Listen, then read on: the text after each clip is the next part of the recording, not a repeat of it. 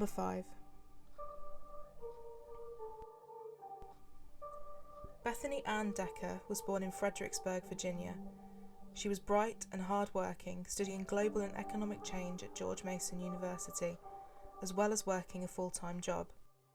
Whilst at university, she started a relationship with Army National Guardsman Emil Decker. She became pregnant and the pair married in 2009, welcoming a baby boy soon after. Due to his job in the military, he was often deployed to Afghanistan, and when her husband was away, Bethany was able to balance her responsibilities with the help of her in-laws, who would watch her son while she worked and went to school. The marital bliss was not to last, however, as while working as a waitress, she met an immigrant from Bolivia called Ronald Roldan, and before long, the two were pursuing an affair. Bethany and Emil's marital woes began to show. She moved out into an apartment on Orchard Grass Terrace in Ashburn, Virginia. Ronald moved in soon after, and the relationship proved toxic. Ronald was extremely controlling. He would contact her throughout the day, demanding she send pictures of where she was and who she was with. Bethany was trapped, and her family started thinking of ways to get her out, but by the end of the year, Bethany had fallen pregnant again. As she'd maintained a romantic relationship with Emil while he was on leave, the father of her child remains unclear. After returning from deployment in January of 2011, Emil and Bethany went on holiday to Hawaii. After coming back, they stayed with Emil's parents, who were unaware of the strains on their marriage. The next morning, January 29th, Emil saw Bethany before she went back to the apartment she shared with Ronald. She called into work to confirm what shift she would be working the following week, and Ronald says he saw her that afternoon. Emil was redeployed on the 2nd of February, and Bethany did not come to the airport to say goodbye, and her absence was put down to their relationship problems. This was not rare.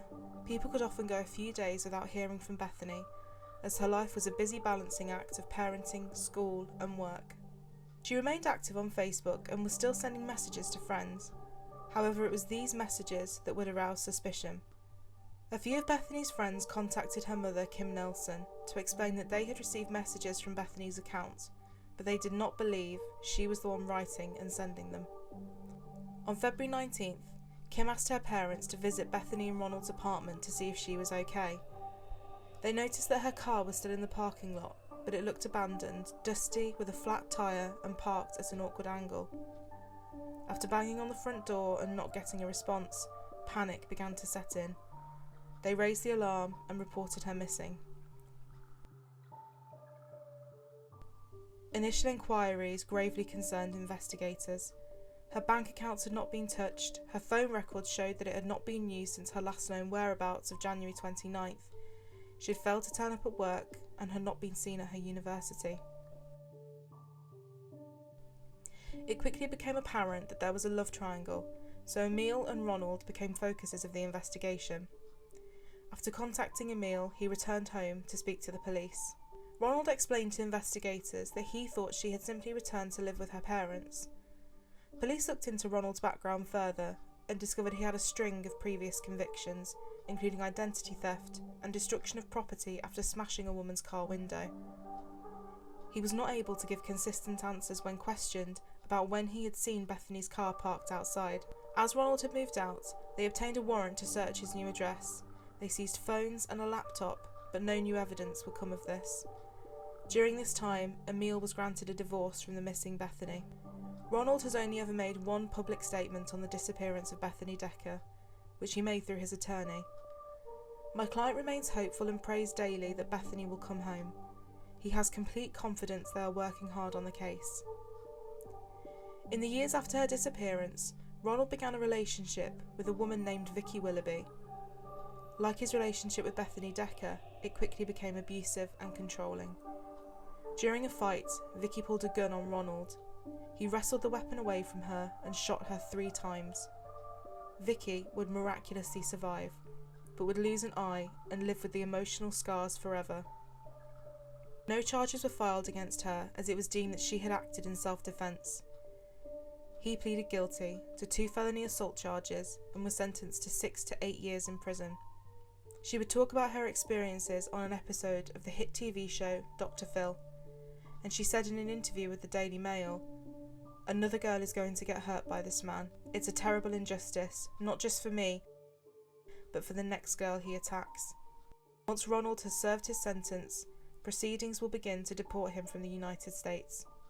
There is no evidence that Bethany ever gave birth to the baby she was carrying at the time of her disappearance, and no trace of her has ever been found. If you have any information relating to the disappearance or whereabouts of Bethany Decker, please contact the relevant authorities.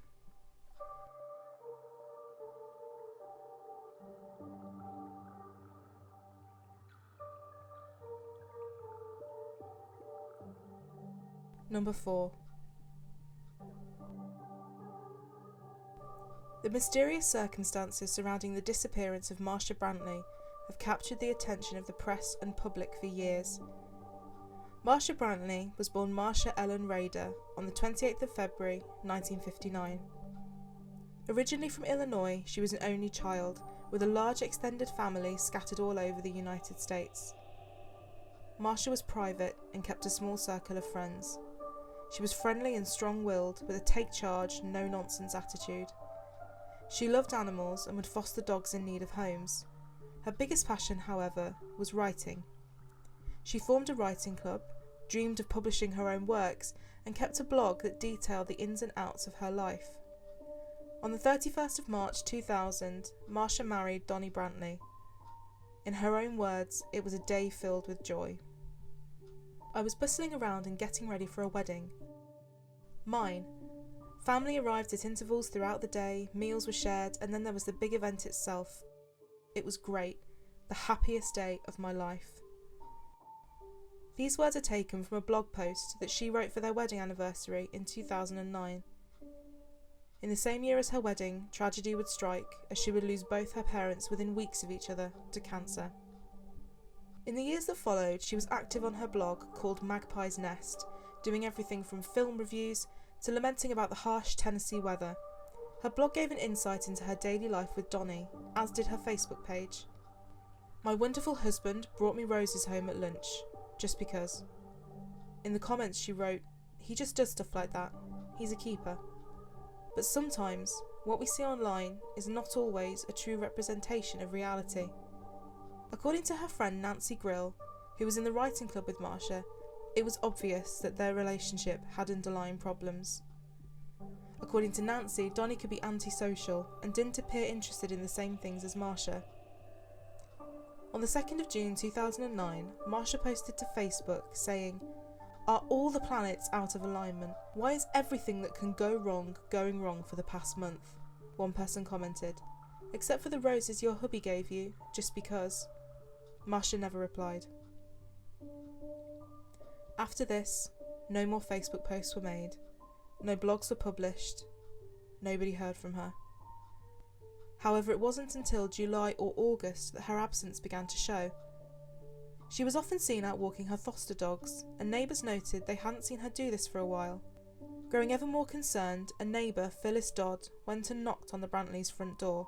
When Donnie answered, she asked where Marcia had gone, saying that she hadn't been seen recently. Donnie said that she'd left him, and they were getting a divorce. Phyllis told her hairdresser, Kelly DeLude, who informed a local attorney, Jerry Hoffer, in October.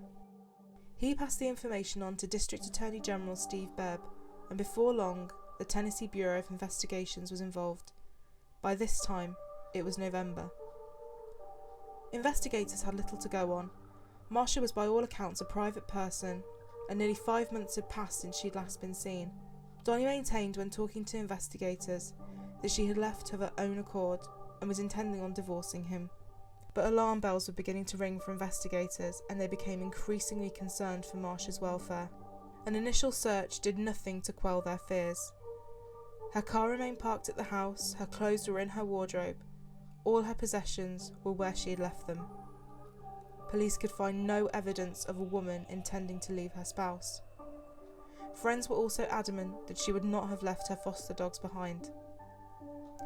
Investigators did not believe that she'd left by choice. They found receipts showing that Donnie had purchased items that they theorised could be used to dispose of a body, including a plastic drop cloth, a welder's kit, a tarp, and a pressure washer. During their search, an unusual email came to light. Marcia had written to the members of her writing club, saying she would be, quote, missing for some time without explanation. I'm sure we'll cross paths often, since we live in such a small town. One of her closest friends, Reggie J, said, it was a big shock, because when she formed this group, her one criteria was that if you want to be in the group, you can't quit without a good reason, because she wanted everyone to be committed. However, according to another friend, she had been planning on leaving the group. The friend hadn't told anyone, as Marcia had said it in confidence. Authorities could not trace the origin of the email, and some questioned if it had even been sent by Marcia. Marcia also allegedly took around $110,000 that she had hidden in her home. She apparently left a note on her car saying, "Sell it, see what you can get for it." The note was not preserved as evidence by the police, and they did not believe there was any money hidden inside the home. In 2012, the home of Marcia and Donnie Brantley was searched again, this time with the assistance of cadaver dogs. Police believe that foul play had played a role in her disappearance, but no new evidence or clues turned up. 2013 brought a new twist to the case. Despite having no body and no trace of Marcia, law enforcement announced that they were indicting Donnie Brantley on charges of first-degree murder. The prosecution outlined two motives: infidelity and financial troubles. Donnie ran a home repair company, and after the housing market crash of 2009, he had little in the way of business. After Marcia vanished, Donnie had her power of attorney and could have signed her name to sell his assets. However, 10th Judicial District Attorney General Steve Crump said that they could find no evidence of him using her power of attorney for financial gain. While Crump said Donnie hadn't used her power of attorney, 1 month after her last known whereabouts, her signature was used to sell the home repair business. One handwriting expert said that she had signed in her own name, but the police disagreed. They requested it be sent to a second expert for examination. This second expert determined that Marcia did not write that signature. A key piece of evidence surrounded Marcia's phone. Cell phone analysis showed that incoming calls stopped on June 2nd, 2009. Donnie said he had recently bought her a new phone, and she'd taken that one with her when she left. However, it would later emerge that Donnie had used that phone to contact a dating line, despite saying it was in Marcia's possession. They said he was, quote, looking for something different in his marriage, evidenced by the fact that he had also used online dating for several months. However, Donnie's attorney said he did not do this until after his wife had left. The prosecution also referred to a kiss he had shared with an ex-girlfriend before the disappearance of his wife, but the defence argued it never went any further. According to Marcia's friends, she would not have left over an affair, but would have been heartbroken and furious. They said that the emotional attachment she had to her house was strong. It had been built by her parents and was solely in her name. They argued she would have simply kicked him out, rather than gone. Within about a week of Marcia's disappearance, both the prosecution and the defence stated that Donnie had allegedly hand-delivered a card to his ex-girlfriend with whom he had shared the kiss. It read, "Things are better for me now." The prosecution argued that the timing and the contents of the card was proof that Donnie was the cause of his wife's disappearance, that he had killed her and was ready to move on. The defence rubbished those claims, saying there were no sinister undertones to the card. He merely meant he was ready to reconnect and form a friendship. They did continue to see each other for a short time after, and according to the defence, his ex-girlfriend never heard Donnie speak ill of Marcia. When talking about the receipts found during the search, the prosecution said these, along with a ticket for a landfill and Marcia's body not being found, was evidence of a premeditated, calculated murder, which in the state of Tennessee you must prove beyond a reasonable doubt to secure a conviction. The defence said the receipts were for items he would purchase as part of his home repair business. The inconsistency in Donnie's story was another key argument for the prosecution. They alleged that Donnie had changed his story several times, and the investigators said he had misled them about where their camper van was. The police said he had given different versions of events to neighbours, saying she was either living in the van or she had gone out west. The camper van was key for the prosecution, but there are conflicting reports as to where it was eventually found. One thing is certain, is that Donnie had told investigators that the van was parked at a campground. However, when the police went and followed this lead, it wasn't there. The defence said this was not Donnie lying, but a miscommunication. He said that he often kept the van in a storage facility or with his parents. The police said they'd found it within his parents' farm in Georgia, and when they searched it, no trace of a crime or Marcia was found. The defence argued that investigators had used bad practice and planted seeds of bias and doubt before conducting interviews. They said that before asking neighbours for their opinion of what kind of man Donnie was, they had told them he had kept changing his story. In an interview with Bradley County Sheriff's Office, this is what Nancy Grill had to say. "My initial feeling was that Marcia had deliberately left and was going to go away and be that best-selling author. But the longer she was gone, and when I talked to the TBI and they told me that Donnie had told so many lies, then I began to wonder." When the police had brought in cadaver dogs in 2012, the Judicial District under District Attorney General Steve Bebb would be hit by allegations of police misconduct and corruption. Defence lawyers said that the district had a reputation for not honouring the rights of defendants and withholding evidence. Bebb issued a defence, saying he did not know about any malpractice and he would have put a stop to it. When looking for a viable reason for Marcia's disappearance, the defence said that her severe clinical depression could not be ignored. Her medical records highlighted mood swings and that she had been injecting hormones to try and lessen the effects of the depression. Whilst the defence and prosecution argued back and forth, a shocking new twist came. 1 week before he was due to stand trial, the family of Marcia Brantley requested that the charges against Donnie be dropped. They said that if the case wasn't strong enough and he wasn't found guilty, Marcia would never see justice and they would be out of options. As they dropped the charges without prejudice, they could later be refiled if new evidence came to light. In October of 2016, Donnie was again indicted, this time on a second-degree murder charge. The District Attorney General would not say what new evidence, or if indeed any new evidence, had come to light.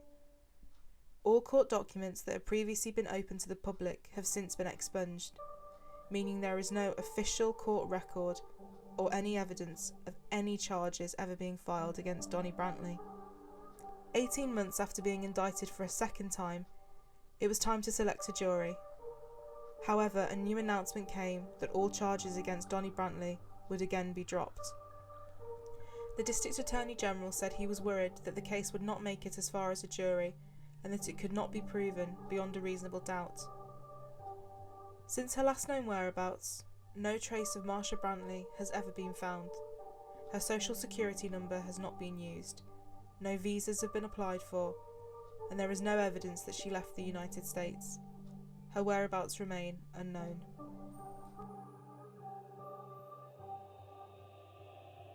If you have any information relating to the disappearance or whereabouts of Marcia Brantley, please contact the relevant authorities.